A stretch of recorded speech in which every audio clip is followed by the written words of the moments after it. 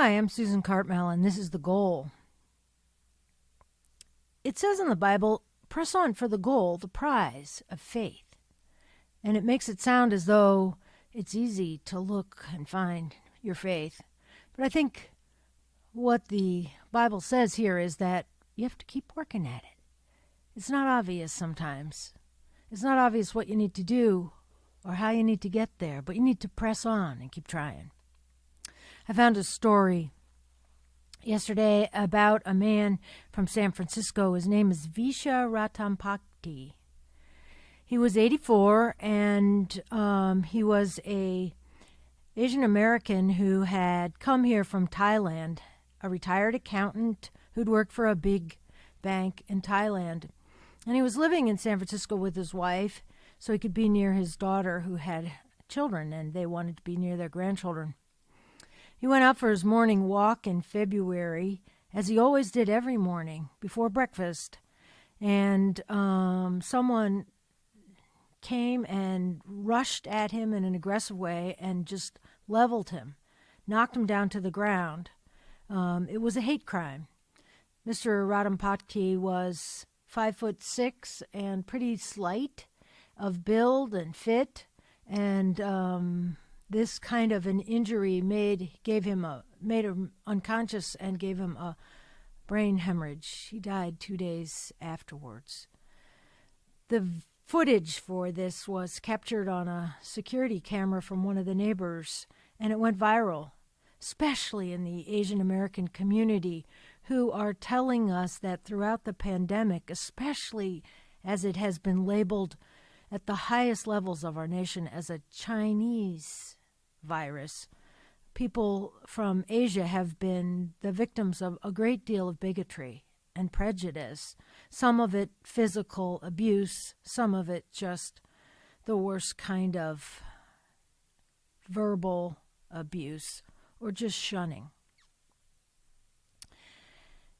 As we look to the future after our pandemic, we're going to be thinking about how do we heal, and on some of our healing work is going to be around what has happened to show us the divisions in our nation, to show us that the way we've treated each other has left scars as awful as some of the physical problems or the grief we bear.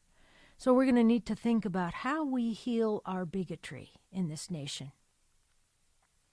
In her book called Caste, New York Times writer Isabel Wilkerson says we need to tell the story honestly of race in this nation.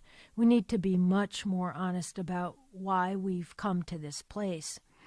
She says that originally in the early colonies, there was no race connected to skin color. Skin color was everyone that came to these shores had a variety of skin colors. There were Europeans, there were Native people that were here when folks arrived, Native Americans, there were people from Africa, there were people from the West Indies, and they all intermingled, many of them intermarried, and people created a society that was in many ways colorblind.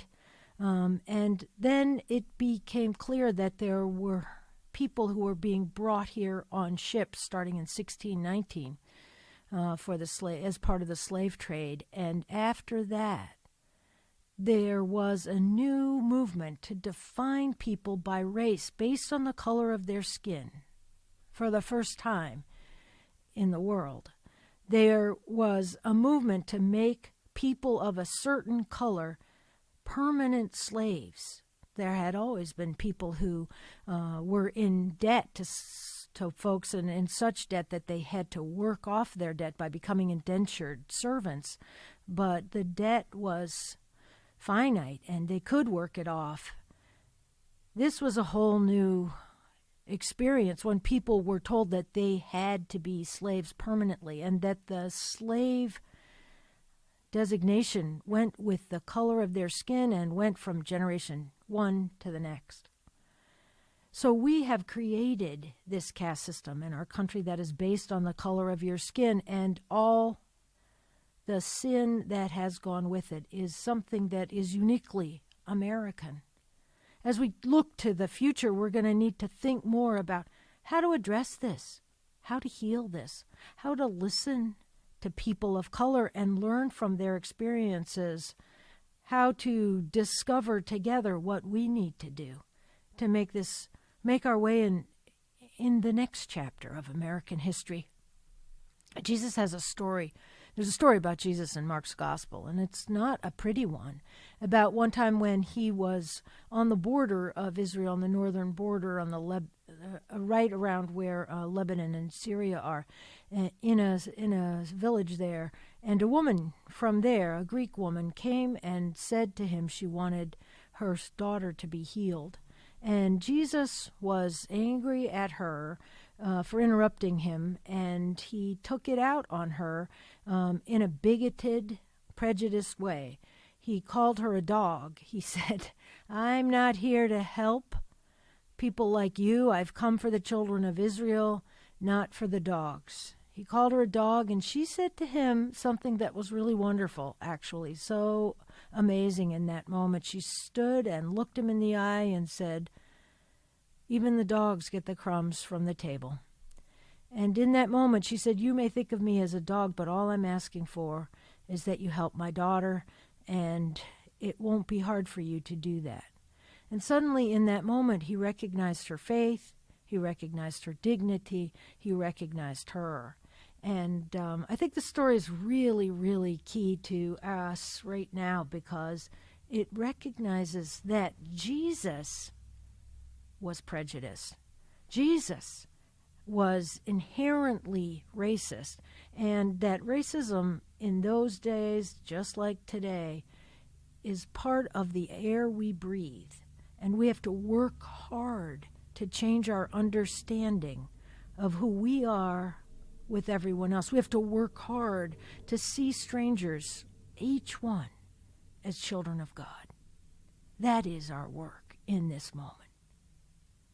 Thanks for listening. I'm Susan Cartmel, and this is The Goal.